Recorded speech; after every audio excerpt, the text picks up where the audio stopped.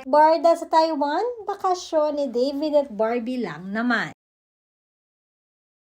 Update muna tayo para sa barda. At kahapon nga ay panay na ang pagpapromote ni Barbie Fortesa para sa kanyang upcoming movie na P-77. Madaming mga kabarda fanatics sa ngayon pa lamang ay naghihintay na sa moving ito.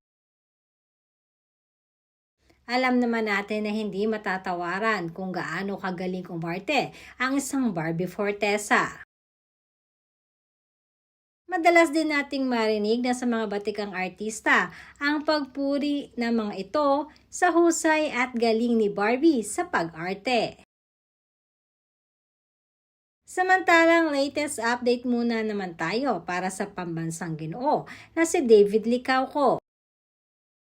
Dahil halos lahat ng kanyang mga update sa kanyang social media accounts ay patungkol naman sa kanyang mga business at mga endorsements. Halos hot topic pa din ngayon sa social media ang di umano'y pagpunta ni David Licauco sa Taiwan kasama ang kanyang mga best friends. Pinag-usapan kasi ng husto ang mga pictures at videos na kumakalat online.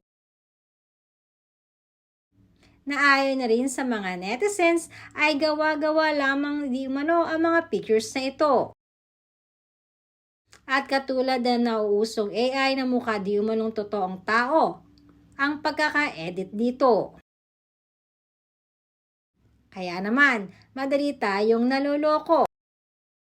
Madami rin ang naniniwalang magpahanggang ngayon ay naghihintayan pa rin sina Barbie Fortesa at David Licauco dahil noon pa man ay very vocal ang dalawa na sila ay parehas single.